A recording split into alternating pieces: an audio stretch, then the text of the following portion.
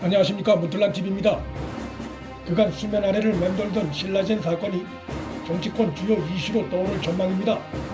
이 사건은 윤석열 총장이 그간 이 사건 수사를 담당해 오던 서울 남부지검 수사팀에 검사를 충원하면서 법조 출입 기자들과 일부 유튜버들 사이에서 이슈로 다뤄져 왔는데 정치권에서 크게 이슈가 된 적은 없었습니다.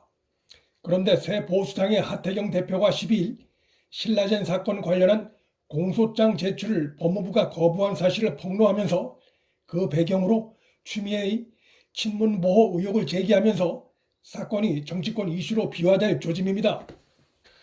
윤 총장이 최근 신라젠과 라임 사태 관련 수사를 맡는 서울 남부지검의 수사팀 보강을 지시한 것은 법무부가 지난달 직접 수사를 줄이는 직제 개편안을 내놓으면서 신라젠 수사를 맡은 서울 남부지검 증권범죄합동수사단을 해체시킨 뒤에 나왔습니다. 검찰 안팎에선 윤 총장이 이 사건 배후 권력의 존재에 대한 심증을 굳혔다는 분석과 함께 문재인 정부가 모종의 이유를 갖고 증권범죄합수단을 폐지한 것 아니냐는 의혹이 제기된 바 있습니다. 그런데 실제로 그런 의혹에 힘을 싣는 주장이 나온 것입니다.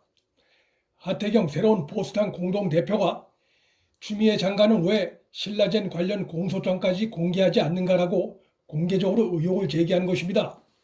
하 공동대표는 이날 국회에서 추 장관이 피의자 인권을 위해서 재판 전에 공소장 제출이 안 된다고 했는데 새빨간 거짓말이었다고 질타했습니다. 신라젠 사건은 주요 피의자들에 대한 재판이 끝나 판결문은 나와 있지만 사건 관련 혐의자들에 대한 검찰의 상세한 수사 기록이 담긴 공소장은 법무부가 공개하지 않고 있어 베일에 가려져 있는 상태입니다.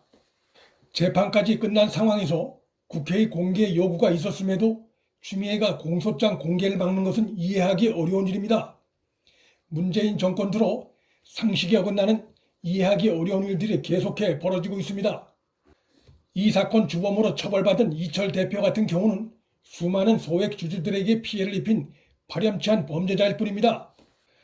따라서 공소장을 공개 안 할 이유가 없는 것입니다. 결국 이러한 상황은 법무부가 지난번 문재인 측근 13인의 범죄 혐의가 기록된 공소장 공개를 거부한 것처럼 신라젠 사건 공소장에 현 문재인 정권과 연관된 인사들이 거론되어 있어 공개를 거부하는 것이 아닌가라는 의혹을 불러일으킬 수밖에 없습니다. 하 대표는 신라젠 사건은 이미 재판이 다 끝났다. 그래서 법무부에 이 신라젠 사건 공소장 제출을 요구했다면서 그런데 이것도 안 준다. 신라젠 관련 공소장은 도대체 누구를 보호하려고 주지 않는 것인가라고 강한 의혹을 제기했습니다. 항암치료 신약을 개발하는 바이오 벤처 기업인 신라젠은 한때 상장 1년 만에 코스닥 시가 총액 2위로 오를 정도로 급성장한 곳이었지만 글로벌 임상시험이 실패로 돌아가면서 주가가 거품 꺼지듯 급락했고 회사의 임원은 이런 미공개 정보를 이용해 주식을 내다 팔았고 이런 과정에서 피해를 본 소액주주만 15만 명에 이릅니다. 신약 개발 관련한 주가 사기의 전형적인 패턴을 보여주는 사건입니다.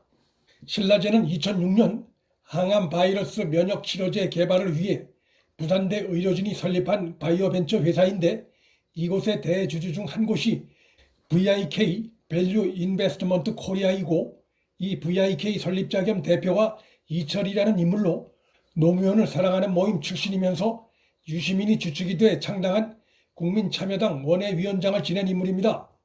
양산 부산대병원 신라젠 연구센터에서 신라젠 팩사백 기술 발표회를 열었을 때 당시 유시민이 보건복지부 장관 자격으로 참석한 바 있을 정도로 둘 사이는 매우 가까운 관계입니다. 또 유시민은 2014년 8월 VIK 본사 사무실에서 직원들 상대로 강연회를 개최하기도 했습니다.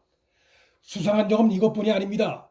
신라젠 연구센터가 있는 양산 부산대 병원은 의학전문대학원이 있는 곳으로 조국 딸이 현재 재학 중이고 이낙연 전 총리의 아들도 이곳 출신입니다.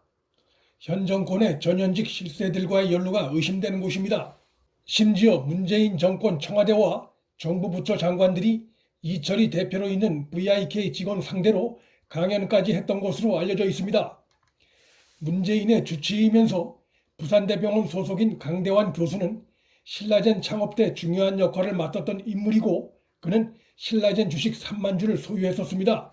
노무현 정부와 문재인 정부 인사들이 신라젠 곳곳에 등장하고 있는 것입니다. VIK 이철 대표 등 피고인 8명에 대한 재판은 끝이 났지만 아직 사건의 전모가 다 드러나지 않았고 지금 밝혀진 것은 빙산의 일각이며 배후 권력이 제대로 드러나지 않았다는 것이 피해자들의 주장입니다. 윤석열 총장이 이 사건 수사팀 보강 지시를 내린 것은 지난번 울산 하명수사 사건 때처럼 정권의 불법적인 연루 가능성을 인지했기 때문일 가능성이 있습니다.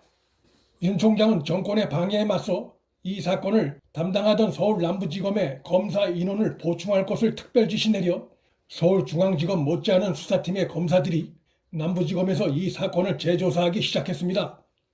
과거 시대의 사기범 조이팔 사건 때처럼 이 사건 역시 배후에는 범죄자들을 비호한 권력 핵심층과 사회 지도층 인사들이 있을 가능성이 있습니다. 윤 총장이 제2의 서울중앙지검 역할이 기대되고 있는 남부지검 수사팀과 호흡을 맞춰 지금까지 가려져 있던 이 사건 배후 권력을 파헤치는 성과를 다시 한번 보여주길 기대합니다. 문틀란TV 여기서 마칩니다. 구독과 좋아요, 방송 공유는 방송 제작에 큰 힘이 됩니다. 시청해주셔서 감사합니다.